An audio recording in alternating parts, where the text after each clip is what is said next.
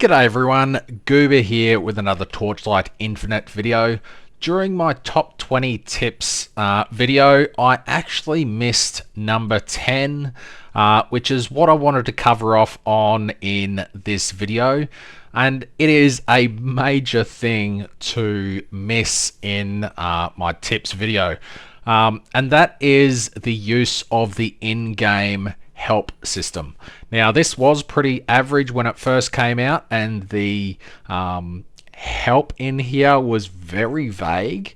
However, over the seasons and again next season, there will be more information about drops and stuff in here.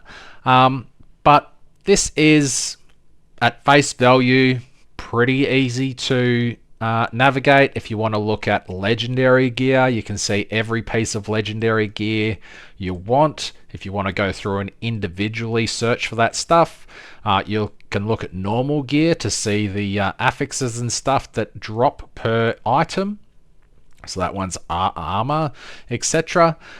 Or if you are wondering how does Reap work with the Reap mechanics, Reap duration, affliction effect, all you have to do is go up to the global search and type in Reap, and that will show you the battle mechanics. Has a quick overview here.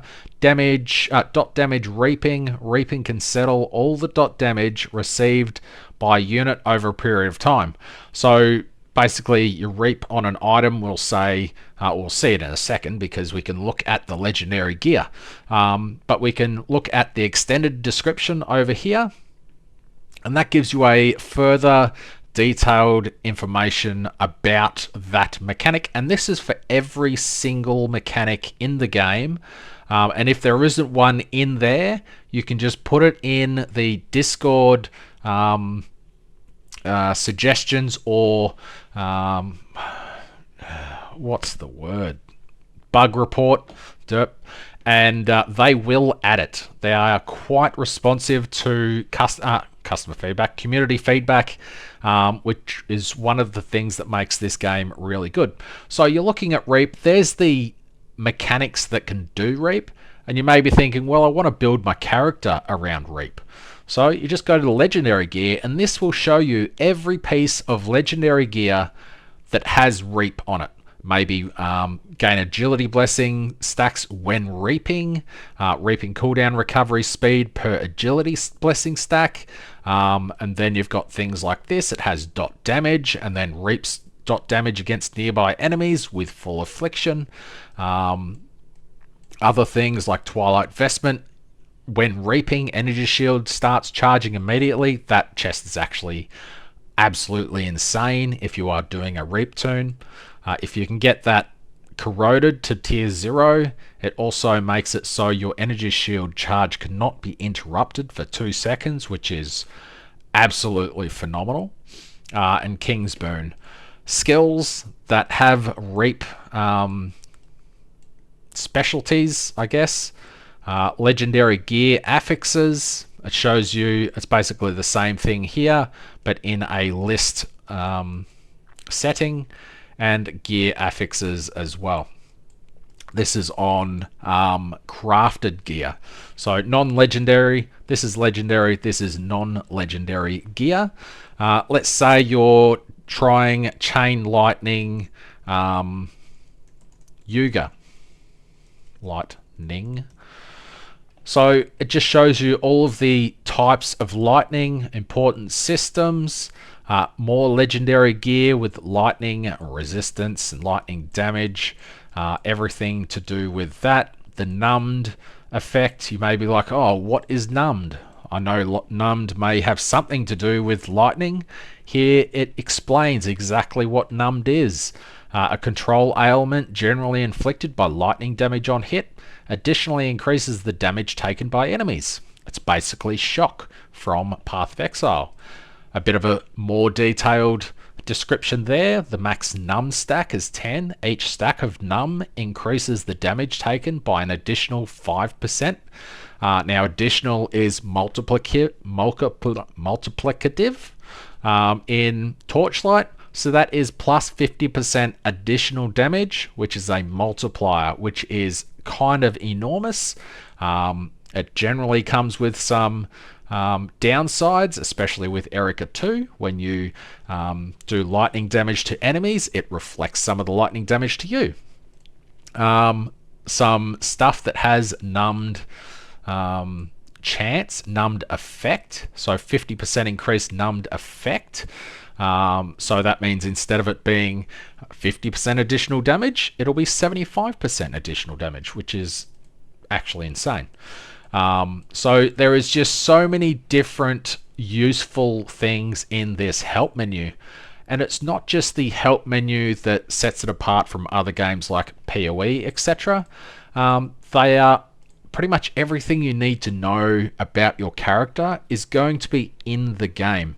So another thing that you can do when you get to maps and you may be struggling a bit, you can just go to the hero ranking in the menu there. You go and you find your character. You can set it to solo, self-found, hardcore, or whatever you want there. Recent snapshots, but you can go week 1, 2, day 1, 2, 3, 4, 5, 6, week 1, week 2, week 3, month 1, month 2. So this is all the progress that people had as they went along. So you go day 4, get rid of that, and this is what people were running on day 4. You'll notice that things differ a lot. This was the top guy in day 4 with sheet DPS before people started to realize what was really broken on this character. So then you go to say week 3 and people, that's hidden because it's got a little eye through it. I wish it just didn't show it, to be honest. And then Ice Lance was very popular, so you could see what people were using there. If you don't want to click on people over there and say you're using Shadow Shot, you just click on that and you go down and it shows you the main skill supports that people are using. 98.3% of people that use Shadow Shot are using greater multiple projectiles, for example. And all of these support skills to go with that skill. Down, you can see all of the auras that people are using with that skill.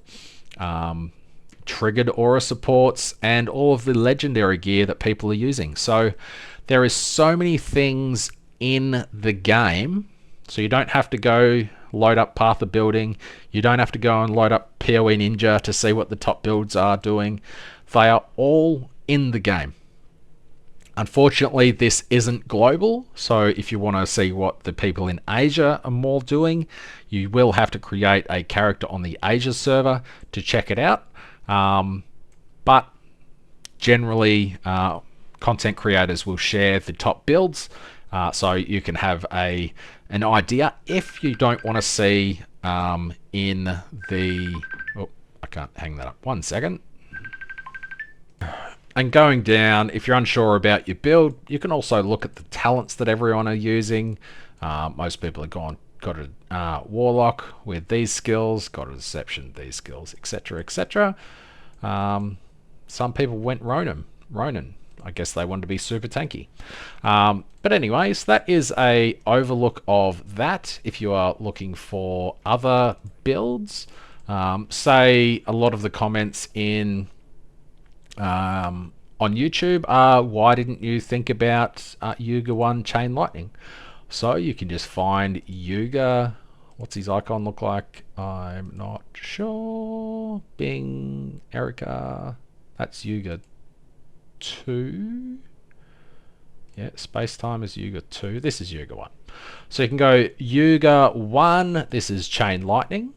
So then you can just see all the builds over here where people are doing Chain Lightning Yuga. You can check out their gear that they're using, Spell Burst helmet, some pretty decent gear because this is the end game league. You can just go to recent snapshots and go week 1. What were the Chain Lightning builds like at the end of week 1? That's hidden because why doesn't it have the hidden thing there? So this is what it looked like at the end of week 1. Not tier 0 gear, some pretty okay gear, but that's maybe, a couple of days in and that's the gear. So it's really easy to get to maps And this is updated rather regularly. I think it's every 15 minutes or 30 minutes at season launch. So you may not be the fastest person ever getting to maps. However, you can just go to the hero ranking and people will be like level 80 or whatever. Day 1, they get up to level 95. You can see their structure and what they're running. Like that's pretty good for a level 93 character. It's just got whatever pedigree he had, whatever slates he's had drop. They're absolutely garbage. This amulet is absolutely worthless. Oh, it's 20 FE, that's actually not too bad. This one's worth a bit, so I got pretty lucky there. But his gear is crafted and it is not great.